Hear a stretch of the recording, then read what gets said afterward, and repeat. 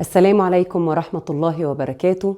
النهاردة هنتكلم عن المجال الرابع في السكيما ثيرابي، من المعتقدات اللي مبنية على سوء التكيف. واللي مش عارف احنا بنتكلم عن ايه يرجع لحلقات تقريبا دي 5 حلقة. هو المجال الرابع بس كان فيه اصلا حلقة تعريفية عن المعتقدات موجودة في سلسلة التعافي من اضطراب الشخصية الحدية. وبرضو تاني هو مش مرتبط باضطراب الشخصية الحدية. أنا النهاردة بتكلم عن السكيما ثيرابي في كل أوجاعنا النفسية والمعتقدات اللي طلعت من جوانا خلتنا فاكرين إن الدنيا شكلها كده، وإن أنا محكوم عليا بإن أنا أعيش تعبان. والنفس اللي لما اتكلمت قالت حاجات كتيرة جدا بسبب وجعي طلعت مش شبه الدنيا. الحقيقة إن المجال الرابع ده يعني هياخدني معاكم لنقاش كتير وكلام كتير قوي، لأنه حاجة إحنا بنتباهى بيها، بنحب قوي نعملها، مع إن الحقيقة إن هي حاجة مؤذية جدا. المجال الرابع بيتكلم عن الاتجاه المفرط نحو الآخر. إيه الكلام المجعلص ده؟ الاتجاه المفرط نحو الآخر معناه ان انا هنا النهاردة ببذل كتير جدا، معناه ان انا عندي قدر كبير جدا من الإذعان ده هو ان انا ما بفكرش في نفسي، انا كل اللي بفكر فيه هو الناس اللي حواليا. التضحية هي معنى سامي موجود جوايا، بس سامي بيموت بعد شوية وبفضل انا موجودة، وكل اللي انا بضحي عشانهم بيختفوا، او ما بلاقيش التقدير اللي انا نفسي ان انا اتقدره. فابتدي ان انا اتعامل مع الحياة والناس على ان هي ظلمة، وان انا بضيع حياتي عشانكم ومحدش فيكم بيقدر. والكلام هنا هيبقى في حاجات كتيرة جدا من وجعي انا النفسي. ليه؟ لان انا كان عندي ادمان تضحية، وكنت عايشة بنسبة كبيرة جدا من السكيمات اللي كانت عندي. طبعا الحمد لله يعني كان عندي السكيمات كلها، بس من الحاجات اللي سيئاني في الحياة كان السكيمة بتاعتي اللي هي الاتجاه المفرط نحو الآخر. في بقى ناس بتطلع people pleasing أو إرضائية، في ناس بتطلع تضحية، في ناس بتستشهد، في ناس بتنصهر في ذوات الآخرين، في ناس بتبقى أصلا ما بتشوفش نفسها غير لما الآخر يشوفني. في حاجات كتيرة قوي هنا الحقيقة ان كلامي عنها قد لا يعجبكم، لكن خلينا نتفق في الأول إن هو حتى لو ما عجبكش فأنت محتاج إنك أنت تدي نفسك مساحة وفرصة من التفكير علشان تبتدي تعقل الأمور. ليه؟ لأن بيحصل حاجة يا جماعة مهم جدا إن احنا نحطها في اعتبارنا، إن أنا لما باجي أتكلم بلاقي إن أنا مادام بتكلم عن حاجة، الناس لما تقول ان احنا عشان ما نبقاش ده يروحوا للنقيض. دي حاجة اسمها التفكير القطبي او البولاريزيشن، يا ابيض يا اسود، موجودة عندنا كلنا. ليه عمالة بحسس عليكم في الاول؟ لان تعالوا نتعلم مع بعض حاجة. ريسنتلي بقيت بسمع حاجات كتيرة جدا مرتبطة بان الناس بتيجي تقول لي هو انت ازاي حاسة بينا والنهاردة بتكلمينا بالطريقة دي؟ ايوه حبايبي، من عشان حاسة بيكم وعارفة ان انتوا اللي انا بتكلم عنه ده موجود بس في دماغكم، مش ده حقيقة الدنيا، وعمالة ارجكم واعمل فيديوهات واتكلم معاكم واعمل حاجات كتيرة جدا. فانت محتاج انك انت تاخد الكلام ده وتبتدي تقف وقفة حقيقية مع نفسك. فالوقفة الحقيقية دي هتخليك تشوف نفسك، مش مجرد ما حد يقس عليك في الكلام في انه هو يقولك لا انت قادر وقوم اعمل وتحرك وسوي. فده المفروض ان هو يوقفك هنا عشان تبتدي انك انت تاخد مسؤولية نفسك وتقوم. الكلام ده انا بواجهه كتير جدا في الجروب ثيرابي، بلاقيه طبعا في العلاجات الفردية الوان تو وان سيشن، سبيشالي مع الناس اللي جاية بعقلية الضحية وكمان مدمني التضحية. فبما ان على فكرة وانا منهم، انا عشت سنين كتير قوي في حياتي مدمنة تضحية، وكان عندي دور منقذ، وكنت فاكرة اسم الله عليا ان انا تمام وان العالم هو اللي وحش. وكنت بتضايق قوي من كلمة كانت بتطص فيا كده: محدش طلب منك. يعني ايه؟ بعد كل اللي انا بعمله والتعب والوجع والجري محدش طلب منك. فخلينا النهاردة انك انت تقلع الديفنسيف ميكانيزم ده وانت بتسمعني، وعايزاك تسمع وتعقل وتقرر، وفي الاخر لك مطلق الحرية في انك انت تطبق اللي انا بقوله او لا. اوكي؟ هو شكل المعتقد ده او المجال ده مخليني شكلي عامل ازاي؟ يعني ايه الكلام اللي انا لو قفشته في نفسي اقول ايه ده انا شكلي على المجال ده. المجال ده بيخليني جوايا صوت بيقول انت دايما موجودة، او انت طبعا موجودة عشان كل حد ومحدش موجود عشانك. انا نفسي اقول لأ، بس بحس ان هي مش من حقي، فطول الوقت بقول في حاجة عندنا اسمها ان انا لو اخترت نفسي ابقى انانية. ما اقدرش، ما ينفعش، لازم اختار اللي قدامي قبل ما اختار نفسي. هو تعب كبير قوي ومجهود كبير قوي، شكله من بره طيبة لكن الحقيقة انه خيبة وفقدان كبير قوي للنفس. وقتي ومجهودي وحياتي كلها مكرسة للآخر. طول الوقت كل اللي بحاول أعمله إن أنا أساعدهم، إن أنا أبذل مجهود عشانهم، إن أنا أرضيهم، إن أنا أتكفل بيهم، إن أنا أعيش لهم اللي أصلا كده كده نفسي في الحياة إن حد يعيشه عشاني. فبطلع أعمل الدور ده مع الحياة بنسبة كبيرة جدا على أمل إن الحياة تديهولي. فاكرين صندوق الكفالة الاجتماعية اللي اتكلمنا فيه؟ أنا معايا كده بنبقى عاملين زي ما يكون عندنا صندوق كده، أفضل أمشي عمال بوزع أنا الحاجات للدنيا اللي عايزها إن هي تتردلي تاني، لكن بنشف وبقف مكاني وبعطل، وفجأة بتبقى هي الدنيا شكلها عامل كده ليه؟ هو ليه مفيش حد بيقدر؟ هو ليه مفيش حد بيدي؟ هل جزاء الإحسان إلا الإحسان؟ طب ما أنا بحسن، ليه الدنيا ما بتحسنليش؟ عمر ما حد حطني أولوية في حياته. أيوة، ما هو الناس هتعمل ده إزاي إذا كنت أنت أو أنتي مش أولوية في حياة نفسك؟ بل بالعكس، أوقات كتيرة أنا بتفاخر بده. أنا كان عندي ده طبعا، وفيديوهات كتيرة طلعت اتكلمت فيها عن ده. كنت بقعد أقول أنا كنت بتباهى بإن أنا الست اللي بتفكر في جوزها وعيالها، وإن أنا ما بنزلش أشتري حاجة لنفسي غير لما أكون محتاجة مش عايزة. وفاكرة كويس، وده قلته في فيديو وناس كتيرة قالت إن هي بتعمل زيي، إن أنا في فترة علاجي أو في الفترة اللي كنت بتعافى فيها المعالج بتاعي طلب مني ان انا انزل اشتري حاجة لنفسي انا ما بهتمش بيها اساسا، كانت كريمات لبشرتي. وفاكرة كويس قوي شعوري بالذنب الرهيب، مع ان انا طول عمري الحمد لله معايا فلوس، وطول عمري بشتغل شغلانات ناجحة، وطول عمري خيري كان كله للي حواليا. فكرة ان انا اشتري حاجة لنفسي دي كانت بتحسسني بالعذاب. كان في جوايا جحيم من تأنيب الضمير، اللي هو انت ازاي تعملي كده؟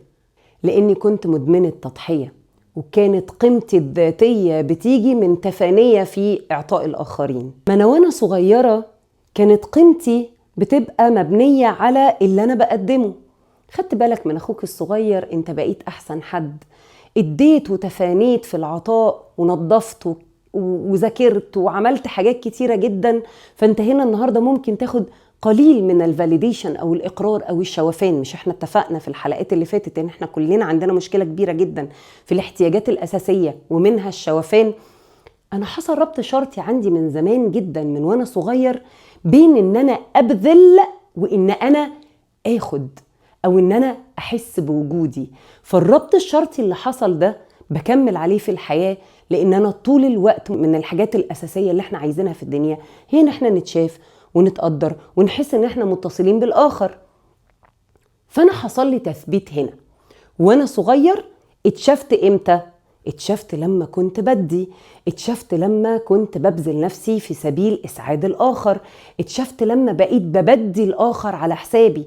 ما تعملش كذا علشان ارضى عنك، مع ان كذا ده ممكن يكون كان حقي على فكرة. فهنا الربط الشرطي اللي حصل ده طلعني مدمن للتضحية. كوسنتي او احساسي ان انا كويسة بقى مرتبط بان الناس تبقى راضية عني، ومعرفش حاجة عن حاجة اسمها ازاي ابقى راضي انا عن نفسي. لغتي دايما مليانة اعتذار، حتى لما اكون بطلب حاجات من حقي. معلش بس ممكن تديني الفلوس اللي ليا عندك عشان انا وانا وانا وانا وانا. بحس ان انا اصلا فكرة ان انا اطلب حقي ده يعني مش موجود. ازاي اعمل كده؟ على فكرة انا فاكرة كويس جدا قد ايه، طبعا هو لسه صعب لغاية دلوقتي، اوقات بيبقى صعب اوكي، وفي حاجات معينة لسه صعب عليا وببتدي ان انا ادرج ده. بس فاكرة كويس جدا ان انا اوقات كتير كنت بتكسف اطلب تمن الجلسه، كنت بتكسف اطلب تمن كنت بتكسف اطلب فلوسي اللي انا مسلفاها لحد، كنت بتكسف اطلب حاجه بتاعتي انا. فده بيبقى جاي من ايه؟ من بخس الذات. يعني ايه بخس الذات؟ يعني انا قيمتي الذاتيه اصلا مش موجوده، انا ما جيتش، انا هوا. ففكره ان انا هوا عشان اتشاف دي محتاجه انك انت هنا النهارده تقولي ان انا موجود، هنا النهارده تعاملني على اساس ان انا استحق، لان انا نفسي شايف ان انا لا استحق. طب شكل ده بقى مؤثر على حياتي ازاي؟ يعني شكل حياتي انا كبني ادم، عندي الاتجاه المفرط تجاه الاخرين، ده عامل عندي ازاي؟ دايما بقع في علاقات مستنزفة. جماعة خليني اقول لكم حاجة، بس احنا بنختار الناس بلا وعينا، ودي قصة تانية اتكلمت عنها كتير وهتكلم عنها مرات كتيرة لما ابتدي اشتغل على العلاقات معاكم، ونعرف ازاي ان احنا نبتدي نختار العلاقات الصحية والسليمة لينا. وده عمره ما هيبقى valid غير لما ابتدي اعرف نفسي واعافي نفسي وابتدي اطبق الحاجات اللي احنا بناخدها مع بعض، عشان وقتها بس هعرف ان انا اعمل الحاجات اللي انا محتاج ان انا احطها في الحدود. بس دايما بختار حد، ما انا هنا النهارده ما دام انا اصلا عندي ضعف استحقاق. يعني ايه ضعف استحقاق؟ عندي حته ليها علاقه بان انا حاسس ان انا لا استحق. هشد حد عنده ايه؟ هشد حد عنده مبالغه في الاستحقاق. ليه؟ لان انا هنا النهارده دايما بحس ان انا ما بديش، دايما بحس ان انا ما بعملش. فمين بقى اللي هيتصيدني؟ مين اللي هيشمشم وهيعرف يدخل لي؟ الناس اللي بتبقى عارفة كويس قوي ان هي تاخد اكتر مما تمنح، الناس اللي بتشتغل على ان هي تخليك تحس بالذنب. هنسمي بقى نرجسية، وسواسيين، في ناس كتير بوردر لاين بسمات اجريسيف او بسمات نرجسية. الناس اللي هي عندها مبالغة في الاستحقاق، الناس اللي عندها كبر، اللي طول ما انت بتديهم طول الوقت محسسينك ان انت ما بتعملش حاجة. فلهنا اصلا شكل علاقاتي عامل ازاي، عشان نعرف بس اذا كان احنا النهاردة المجال ده بيخبط في كام حاجة. علاقات كلها مستنزفة، علاقات كل اللي بعمله فيها ان انا بدي على امل ان انا اعجب بس برضو ما بعجبش، بدي على امل ان انا اخد بس برضو ما باخدش. ولو جربت باي شكل من الاشكال ان انا اطلب، ببتدي اتهدد، ببتدي يباك فاير في وشي، بيبتدوا يبتزوني عاطفيا، يحسسوني ان انا هنا بطلب حاجة مش حقي، او يرموا اللوم عليا، يقلبوا الترابيزة. فالعلاقات اللي حواليا دايما بتبقى مستنزفة. حاجة تانية من الحاجات اللي عند الناس اللي بتشتغل على السكيمة دي، هي ان هي دايما عندهم تعب جسماني. ما انا طول الوقت بجري، بس هستخدم لفظ سمعته من حد كان معايا في البودكاست بتاعتي، وقال لفظ كان جميل جدا. قال لي انا بحس ان انا بجري على التريدميل وانا عايزه اوصل لاخر الشارع، انا بجري في مكاني عشان انول حاجه عمرها ما بتتحقق، فبيصيبني ارهاق جسدي كبير جدا.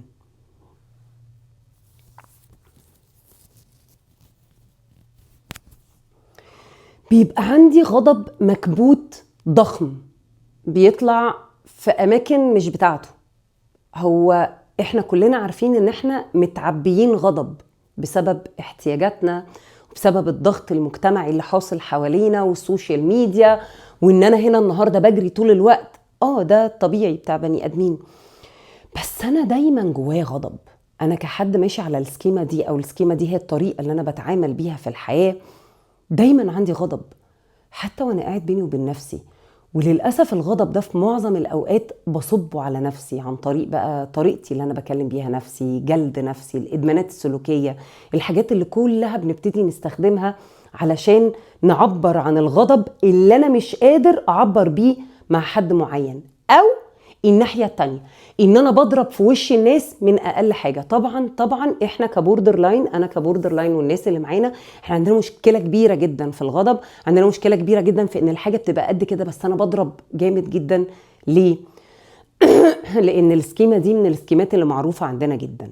مع ان الحقيقة بقى لو هنيجي نتكلم في الحياة، ان ربنا سبحانه وتعالى في كلامه معانا في القرآن الكريم طول الوقت نفسك، انفسكم، كل نفس بما كسبت رهينة. إن الله لا يغير ما بقوم حتى يغيروا ما بأنفسهم وما ظلمناهم ولكن كانوا أنفسهم يظلمون. كفى بنفسك اليوم عليك حسيبا. نفسك نفسك نفسك نفسك نفسك نفسك نفسك نفسك نفسك. توصيتنا كل الكتاب من أوله لآخره بيوصيك على نفسك، لأنك أنت أصلا مسؤول عن نفسه، مسؤول عن تصرفاته، مسؤول مسؤول مسؤول. لكن طبعا بسبب تشوه من التشوهات اللي حصلت لنا في الطفولة، طالعين هنا ما حدش فينا أصلا اتعلم ياخد باله من نفسه ازاي. أنا دايما باخد بالي من الآخر، لأن أنا دايما كنت بتلام منه، بتلام عليه، بحس ان أنا مسؤوليتي مشاعره. عشان كده عشان نبتدي نتكلم عن التعافي، حابة ان احنا نقف مع بعض وقفة، ورقتك وقلمك بقى وتعالى لي علشان نبتدي نعرف ازاي اتعافى من دور من اكتر الادوار المميتة اللي ممكن ان انا اعيشها في الحياة، وهو دور المضحي المستشهد في سبيل الاخر. اول حاجة، احنا الحب عندنا مرتبط ارتباط كلي بالذنب. طول الوقت بحس ان انا عشان اتحب فاللي بيحركني تجاهه شعوري بالذنب. لازم نبتدي نفصل بين الحب والاحساس بالذنب. لازم تبتدي هنا تعرف انك انت لما بتعمل حاجة محتاج تقف مع نفسك، هل انا بعمل ده من احساسي بالحب ان انا عايز ادي، ولا من شعوري بالذنب ان انا لازم ادي عشان اتحب؟ هل اللي محركني طول الوقت في عطائي هو خوفي من هجر البني ادمين اللي حواليا، ولا انا فعلا بدي هنا علشان انا بحب ان انا ادي؟ لان هنا في مشكلة كبيرة بنقع فيها، احنا على طول بنقول ان احنا طيبين وحنينين وليه دنيا الواحد بيقرب من ناس بيعاء. لا يا جماعة، لا، محدش طلب منك ده. عشان كده انت لما بتسمع الكلمة دي بتتخبط، انا عملت وعملت وعملت. محدش طلب منك. ما هو الحقيقة ان محدش بيطلب منك، وان كان لما بيطلبوا فانت هنا النهاردة اللي بيحركك مش انك انت عايز تعمل، اللي بيحركك خوفك من ان هم لو اتقال لهم لا ان هم هيبعدوا. فده بيخليك دايما واقف في الحتة بتاعت ان انا هنا النهاردة خوفي من الهجر او الفقد هو اللي مؤثر على تضحيتي. اوقات كتيرة جدا بسمع كلام الحقيقة خصوصا من الامهات، يعني جماعة تخيلوا ان العيال مش محتاجين ان حضرتك تضحي عشانهم بنفسك واشيل اللقمة من بقي عشان اديها لهم، وان انا هنا النهاردة ابقى قاعد في علاقة بين 60 في 70 بتحمل قدر كبير جدا من الاذى والاهانة والمرمطة والسفالة والخيانة عشان خاطر ان انا اطلع الام المضحية. وان كان ده على فكرة سكريبت من السكريبتات بتاعتنا بتاعت الحياة، من نصوص الحياة اللي بنكتبها على نفسنا من واحنا صغيرين. تخيل ان حضرتك اصلا الله سبحانه وتعالى ما امركش انك انت تعمل ده علشان انت هنا النهاردة تعمله. لا دين ولا اخلاق ولا نبي ولا رسول طبق ده في حياته، ولا قال ان احنا نعمل ده في حياتنا. لكن انا هنا النهاردة البذل اللي عمال بديه للاخر ده، فهنا مين اللي طلبه منك؟ مين اللي قالك ان ده دورك في الحياة؟ مين اللي قالك انك انت هنا النهاردة المفروض انك انت تعمل ده علشان ده واجبك؟ احنا كلنا علينا واجبات ولينا حقوق. كل العلاقات في الدنيا حتى علاقتي بربنا سبحانه وتعالى عندي انا هات وخد، بفعل علشان اخد. حتى لو انت جيت قلت لي لا انا بعبد ربنا عشان بعبده، ايوه ما انت عشان في الاخر برضو تدخل الجنة. الله سبحانه وتعالى ملوش شروط في عطائه ليك. الله سبحانه وتعالى يحبنا حب غير مشروط، لكن كل الحاجات اللي في الدنيا مشروطة. فيش حاجة اسمها ان حد يحبني حب غير مشروط، حد يحبني لكياني، حد يحب ده جزء من الحب، لكن مش كل الحب كده.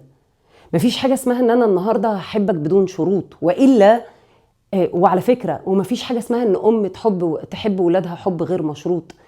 لان جماعة بعد كده العيال بتكبر ولما بتضايقنا بنتضايق. حب غير مشروط دي معناها ان انا هنا النهاردة مش مستني منك حاجة ان ريتيرن. ما ننزل بقى جناحات حضرتك هنا وجناحاتك هنا يا مدام، وننزل لأرض الواقع. احنا بشر كلنا علينا واجبات ولينا حقوق، كلنا بنحب ندي عشان ناخد. فانا هنا النهارده بعمل ايه؟ بقول بلساني ان انا بحب ادي، وان انا ببذل، وان انا بعمل ايه، وانا مش مستني حاجه من حد. بس الحقيقه انك انت لما بيتقالك محدش طلب منك، بتخبط فيك قوي وبتوجعك قوي، بتكسرك. لما انا بروح لاصحابي كلهم واقعد اجري في المكان اللي هم عايزينه في الوقت اللي هم عايزينه، من غير ما اتكلم عن حاجتي واقول ان انا حقي انا كمان ان انا اخد ده، بستغرب قوي ان بعد 2-3 لما انا اكون معودهم على حاجة معينة، ان انا لما انشف وما يبقاش عندي حاجة تانية ان انا اديها، وامسك صندوق الكفالة الاجتماعية بتاعي عشان ابتدي اخد تاني من الدنيا، وهم يقولوا لي لا. ايه ده؟ انتوا ازاي بتقولوا لا؟ ما هو ما تعودوش. فحضرتك كم البذل اللي انت عمال بتعمله عشان الاخر ده، محتاج انك انت هنا النهاردة تعرف ان هو عندك القرار في انك تدي او لا. ايا كانت المبررات اللي بتطلع في دماغك وانت قاعد معايا دلوقتي، فهي النهاردة مش اكتر من مبررات. معلش يا جماعة، محدش يجي يقنعني ان احنا ربنا سبحانه وتعالى، وهو ده الكلام بقى اللي بيبتدي لما ببتدي اخبط فيه مع الناس في الجروب ثيرابي او في الوان تو وان سيشن، او حتى في الفيديوهات اللي بعملها اذا كان في الريلز او على يوتيوب، ان انت النهاردة الله سبحانه وتعالى مديك مطلق الحرية انك تؤمن او تكفر. فهيجي بني ادم هبقى مش قادر ان انا اخد قرار معاه. الاحصائيات حضرتك بتقول ان حضرتك اصلا من اول ما بتصحى لغايه ما بتنام بتاخد معدل 35,000 قرار في اليوم. بس انا باخدهم كلهم بشكل غير واعي. ما انت كمان بتاخد قرارات انك انت تساعد الناس بالمنظر ده بشكل غير واعي. ما احنا اتفقنا دي سكيمة. يعني ايه سكيمة؟ يعني الباترن او النمط اللي انا بيشتغل عندي اوتوماتيك. فانت محتاج انك انت تعمل ايه؟ اقف هنا. يعني ايه انا النهارده؟ هل انا بقول لك عشان بس برضو الناس ما هو يا دينا لو كل واحد فينا بطل يدي الناس الدنيا كلها هتبوظ؟ لا حضرتك ادي، بس ما تلومش. ادي بس ما تبقاش انك انت هنا النهارده حتى من غير ما تحط حدود وتطلب حقوقك تبقى متوقع ان اللي قدامك معاه البلوره السحريه اللي هيقعد يقول ابركادبرا ويطلع لك منها. هو انت النهارده عايز ايه؟ هو انت النهارده احتياجك هنا ايه؟ هو توقعات حضرتك ايه عشان انا البيها لك شبيك لبيك عبدك وبين ايديك من غير ما انت تطلب؟ عشان برضو التفكير القطبي اللي بيحصل هنا. ادي وخد. الاهتمام ما بيطلبش، لو ورب الكعبة بيطلب. السيدة عائشة كانت بتطلب رضي الله عنها وأرضاها من سيدنا النبي صلى الله عليه وسلم إنه كان يدعبها ويسابقها ويلعب معاها ويكلمها ويدعي لها. اطلب عادي. تخيل إنك أنت جاي الدنيا من ربنا سبحانه وتعالى. والآية دي أنا حطاها في آيات كتيرة جدا أنا بحطها في حياتي منهاج. هو القرآن الكريم كله منهاج، بس في آية الله سبحانه وتعالى حطيتها عندنا من الآيات اللي بحبها جدا. هو الذي جعل لكم الأرض ذلولا. الله ذللك الأرض بمخلوقاتها كلها فامشوا في مناكبها وكلوا من رزقه. الرزق في منه بشر كمان. يعني ربنا ذللك الأرض فأنت محتاج تمشي. محتاج تمشي دي مش معناها أن أنا أواك، محتاج أن أنا أبذل مجهود عشان اكل من ثمره. ثمره ده مش شرط ان هو يكون بس الرزق بتاع الفلوس. ثمره ده محتاج ان انا هنا الرزق في الناس، الرزق في الشغل، الرزق في العيال. بس هو طلب ايه؟ هو ذللك الارض. امشي. امشي دي معناها يعني اعمل اللي عليك، مش تجري. يعني ربنا سبحانه وتعالى ما هو لو عايزنا نجري يا جماعة كان قال لنا اجروا يا جماعة. يعني كان اجري، احزق، اعفى، ضحي بنفسك عشان خاطر الاخر. مفيش حاجه اسمها كده. مفيش. وفكره ان في ناس كتيره جدا تقول لي دينا هو انا لو فكرت في نفسي ما بقاش اناني. امال حضرتك جاي تفكر في مين؟ يعني انت النهارده المفروض ان حضرتك في الدنيا تفكر في مين؟ في الاخر؟ لا حضرتك تفكيرك في نفسك مش ده الانانيه. تعريف الأنانية هي إن أنا أتخطى حدود الآخر واخد من حقوقه ليا. وده اللي بيتعمل معاك لما بتبقى مستباح ومخترق، وبتبقى عندك الحتة بتاعت الاتجاه المفرط نحو الآخر. فانت محتاج تقف مع نفسك هنا، وانك انت يبقى اللي نابع من عطائك وتضحيتك، حتى لو انت بعد الكلام ده قررت ان انت تكمل تضحية، هو ان هو تاخد مسؤولية ان ده قرارك ولست مجبر عليه. ليه؟ عشان السردية اللي بتحصل في دماغك لما بتدي ما تعفرتكش. ليه؟ انا بدي عشان انا مقررة ان انا ادي، عشان جزء مني انا بيحب العطاء.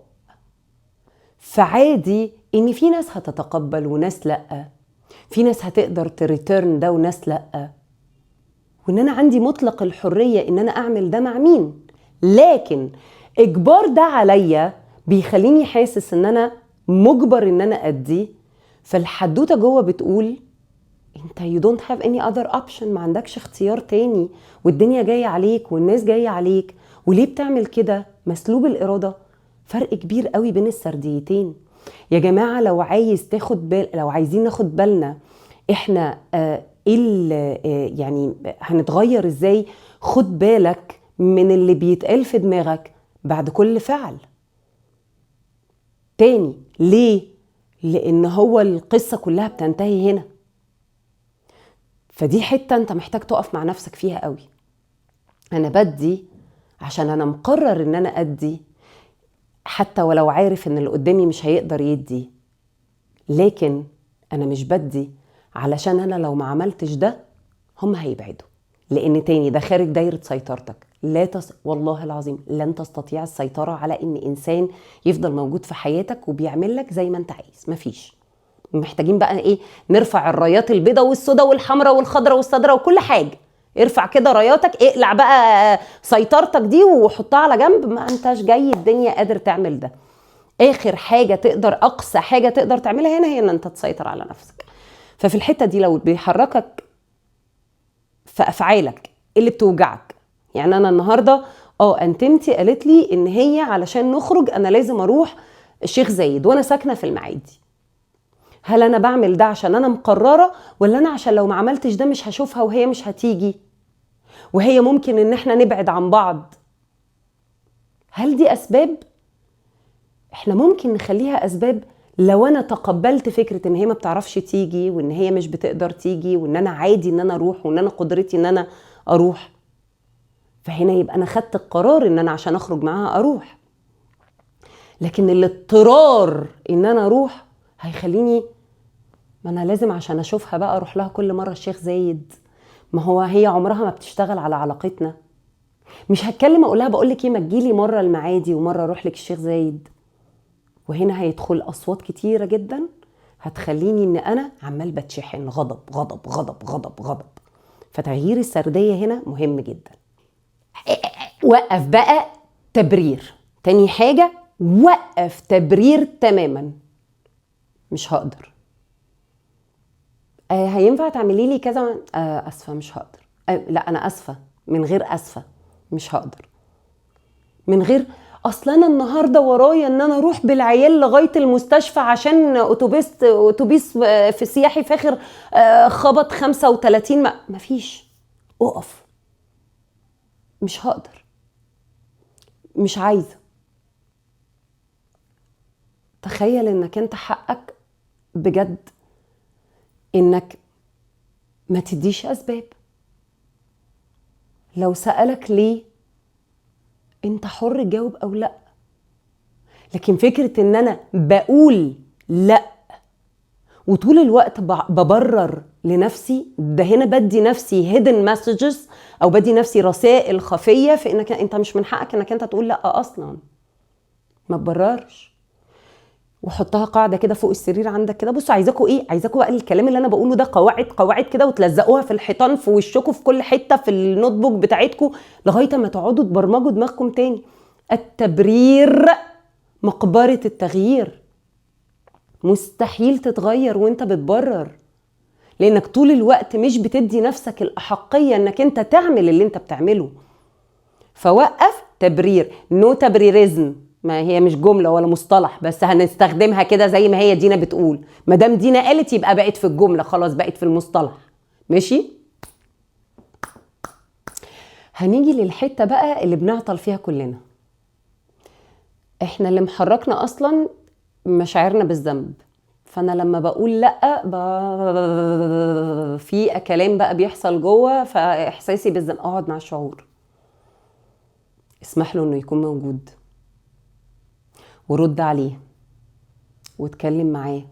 حقك، عادي ان انا معوزش، عادي ان انا اقول لا، عادي ان انا ما اقدرش اكون هناك لكل حد في نفس الوقت في نفس كل حاجه. عادي، عادي ان انا اقعد ما اعملش حاجه اصلا. عادي ان انا اكون قادر بس مش عايز. فالمشاعر اللي بتحصل بناء على ده، ما هي كانت اصلا هي المشاعر اللي بتحركنا على فكره. يلهوي انا كمان بقول لا، يلهوي لا. اقعد بقى في الشعور ده، اسمح له بانه يكون موجود، واتكلم معاه وقول له لا، حقك. لا، عادي انك انت تقول لا.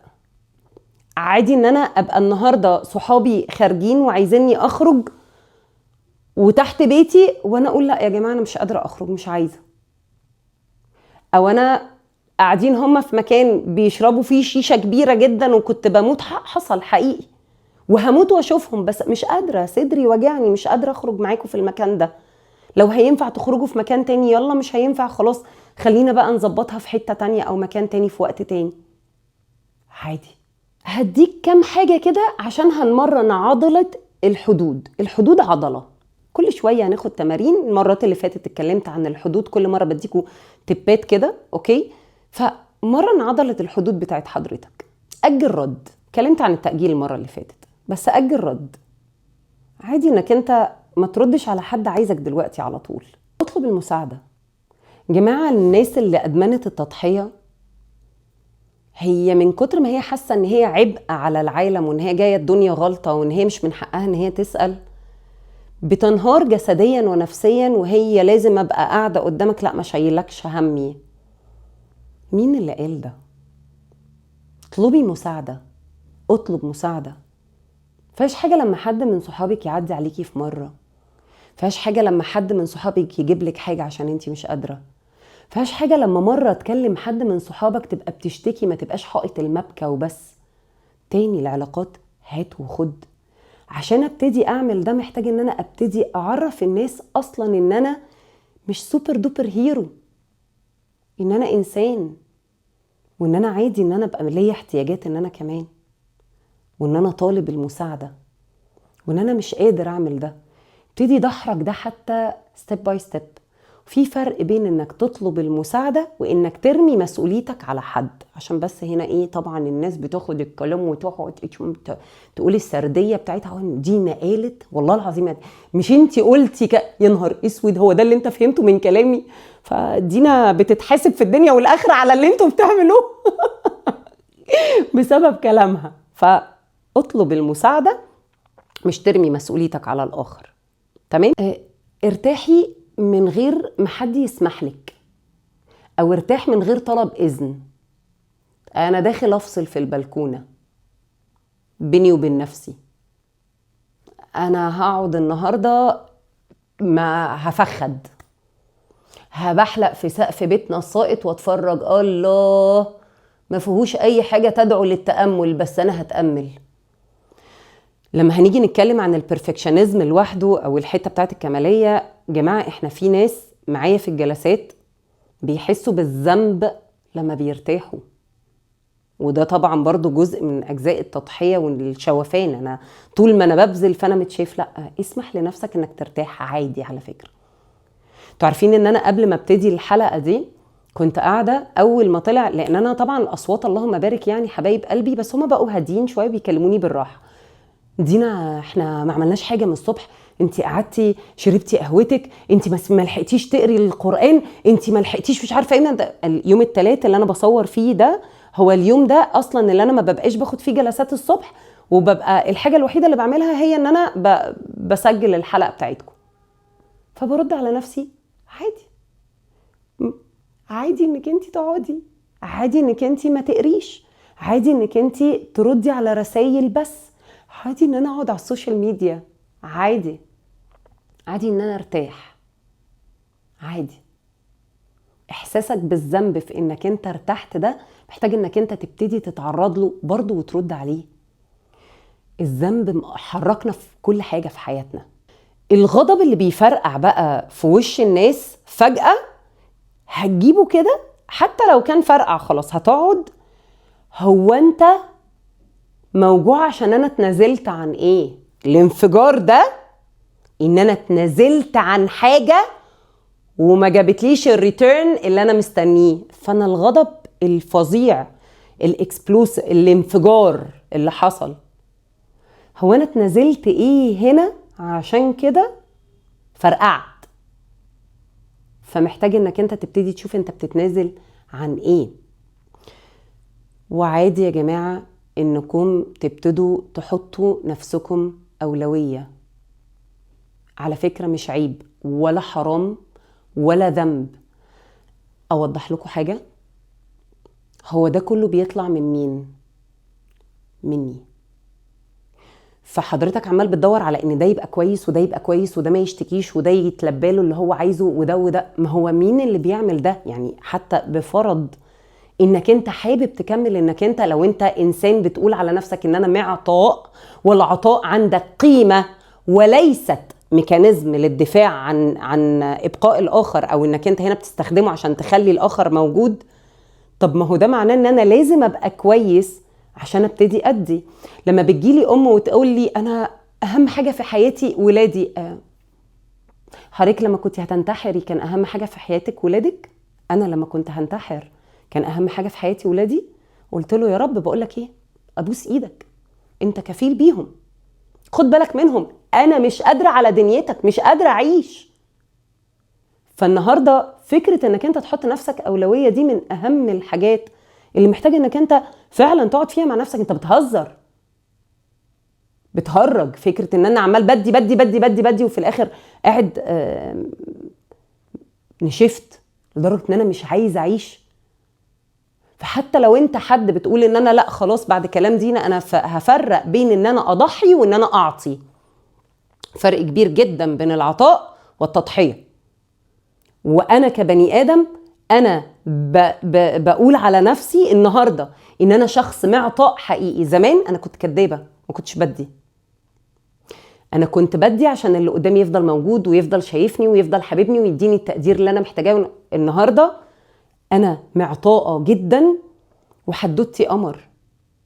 حتى لو انا اللي قدامي ما قدرنيش، يعني هو مين اللي قال ان حضراتكم كلكم هتاخدوا الكلام ده وتدهولي الله جميل هتتبسطوا؟ ما فيش بني ادم ربنا ما اجتمعوش عليه، فما فيش بني ادم الناس هتجتمع عليه. لكن فكره ان الناس هتكتب لي في الكومنتات انت وحشه وانت وانت وانت وانت وانت ازاي بتقولي كده، وعلى فكره بيجي لي كومنتات هبطل بقى اعطي، لا هنا محتاجه ان انا اخد بالي. فاللي خلاني ان انا ابتدي اعمل ده هو ان انا حطيت نفسي اولويه، وان انا اتعلمت ان البني ادمين هتختلف، وان انا ما اقدرش اقنع حد بحاجه هو مش عايز يقتنع بيها.